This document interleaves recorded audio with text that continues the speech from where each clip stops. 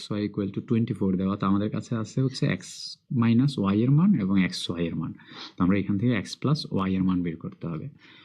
তো এটা অনেকভাবেই করা যাবে, আমি এখানে জাস্ট এক্স প্লাস ওয়াই, আচ্ছা এই অঙ্কটার জন্য আমরা একটু ব্ল্যাঙ্ক পেজে যাচ্ছি, আমি অঙ্কটা লিখে নিচ্ছি। X minus Y equal to আমাদের দেওয়া হচ্ছে 2, তারপরে এক্স ওয়াই ইকুয়াল টু দেওয়া হচ্ছে আমাদের 24 ইকুয়াল টু 24, আমাদেরকে বলা হয়েছে এক্স প্লাস ওয়াই এর মান বের করতে। আমরা এক্স প্লাস ওয়াই এর মান বের করতে গেলে এখানে আমরা জাস্ট একটু এ প্লাস বি হোল স্কোয়ারের সূত্রটা চিন্তা করি। তো এ প্লাস বি হোল স্কোয়ারের নর্মাল সূত্রটা হবে না, এখানে আমাদের নর্মাল সূত্রটা হচ্ছে এ x square plus y square plus 2xy। তো এখানে এক্স স্কোয়ার প্লাস ওয়াই স্কোয়ারের কোনো মান নাই, আমাদের মান দেওয়া হচ্ছে এক্স মাইনাস ওয়াই এর মান। তো এই জন্য আমরা অনুসিদ্ধান্তের সূত্র বলা হয় এটাকে, অনুসিদ্ধান্তের সূত্রটা করতে পারি।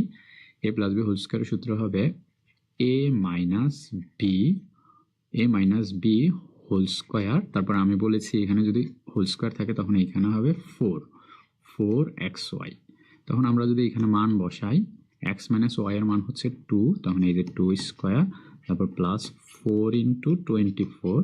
তো এটা যদি আমরা হিসেব করি এখানে হবে 4, তারপর এখানে হবে 96, ফাইনালি আমরা পাচ্ছি হচ্ছে X plus Y whole square সমান আমরা পাচ্ছি 100। তো আমরা এখান থেকে যদি এক্স প্লাস ওয়াই এর মান বের করি তখন এটাকে উভয় পক্ষে বর্গমূল করতে হবে। বর্গমূল করলে আমরা জানি এটা প্লাস মাইনাস হবে, প্লাস মাইনাস 10। তো আমরা দেখতে পাচ্ছি এই অঙ্কটার আনসার হচ্ছে প্লাস মাইনাস 10। আমরা একটু অঙ্কে ফিরে যাই, এটা হচ্ছে আমাদের এই ঘ নাম্বার অপশনটা। তো প্রথম অঙ্কটা করলাম, প্রথম অঙ্কটা সম্পর্কে আপনাদের কোনো মতামত থাকলে 10 সেকেন্ডের মধ্যে আমি একটু দেখে নিব।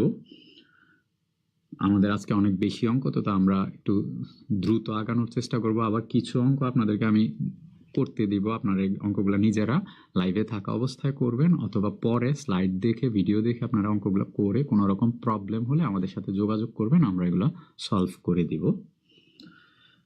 তো প্রথম অঙ্ক নিয়ে কোনো জিজ্ঞাসা বা কোনো কিছু নাই, তো আমরা নেক্সট অঙ্কে যাচ্ছি।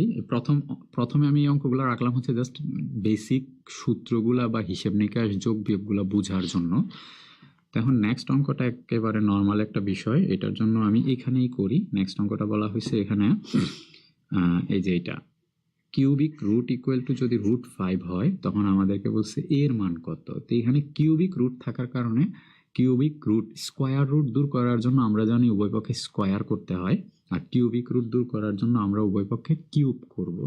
তো আমরা যদি কিউব করি তখন এখানে কিউবিক রুটটা চলে যাবে, এ ইকুয়াল টু তখন হবে এইখানে আমরা এই যে √5 তার উপরে কিউব, উভয় পক্ষে কিউব করলাম। তো এইটা আমি